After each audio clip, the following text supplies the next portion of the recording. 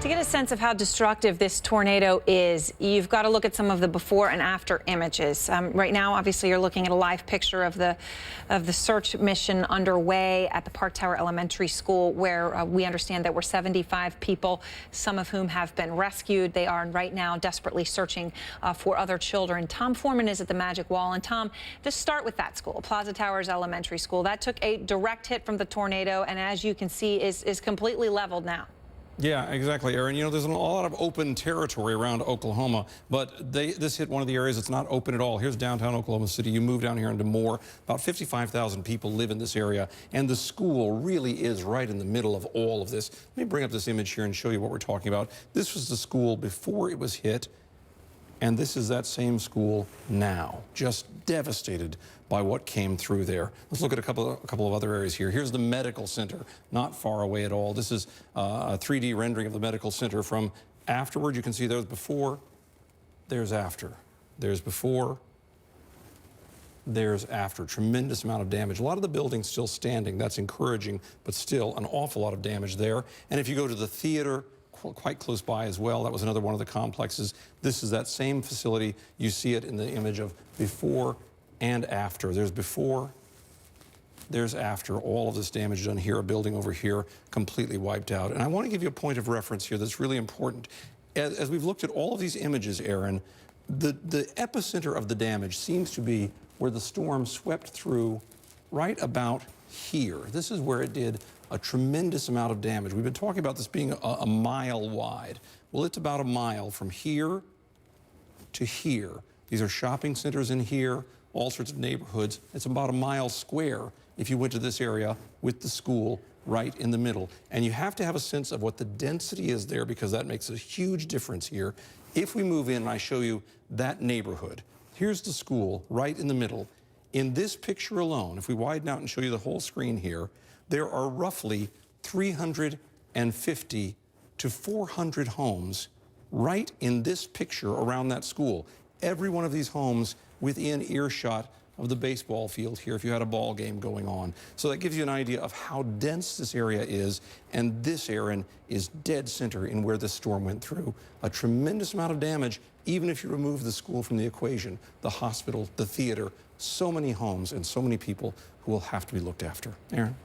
And Tom, just a horrific twist of fate when you talk about that school being in the center.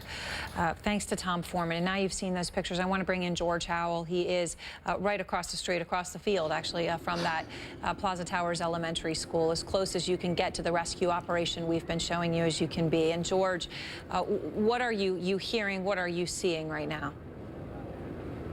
Aaron, right now, I mean, it's a line of people walking around us, trying to get to that school, trying to help out.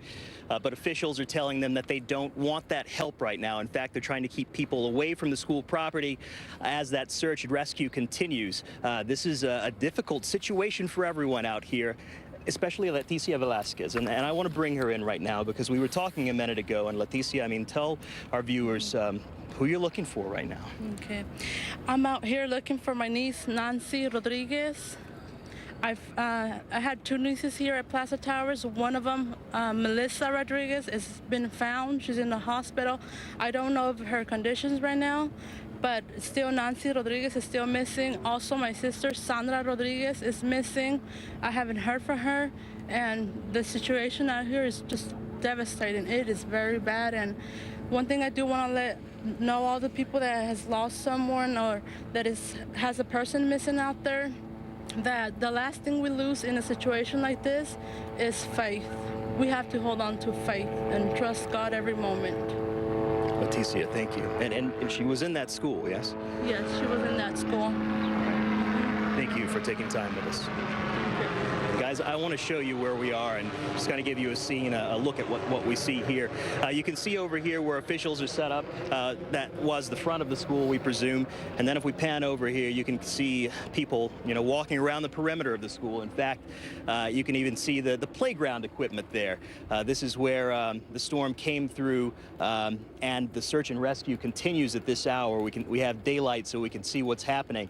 Again, a lot of people are coming out here, Aaron, and they want to help. but officials are telling them not to do it. They're trying to clear this area. There are a lot of people trying to drive into this area, people who just wanted to get back to their homes. Derek, can we pan around and even take a look over at these homes over here? I don't know if we can or not, but just to give you a sense of what it's like in the neighborhood. I mean, there's so much debris everywhere. You've got roofs that have been ripped off. You've got trees that are down, power lines that are down.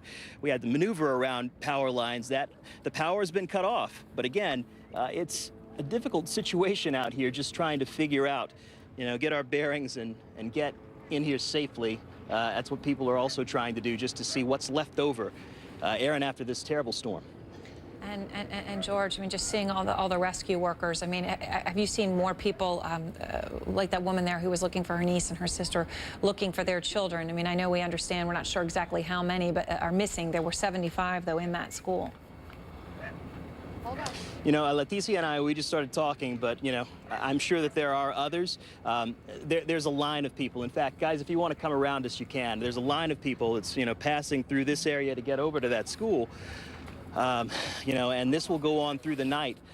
We also know that the police department, they're planning to have a news conference here in the next 35 to 40 minutes to give us some information at City Hall, some information on where we are right now with the search and rescue. But again, you can see what's left over out here. Not a lot. Homes are destroyed. This school, you can tell, there are a few walls standing, but barely that. And we've seen from those aerials these rescuers doing their very best to go through this debris to try to find survivors. So we just wait and see until we get an update from them.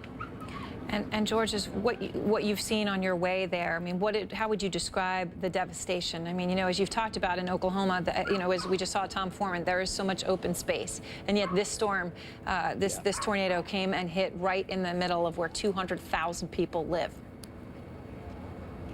When we were driving into the neighborhood, you start to see the debris in the roads, and then you keep going. The roads, traffic gets worse. It's harder to get into the neighborhoods because people, again, as I said, they're trying to get into the neighborhoods themselves to see if their homes are still there.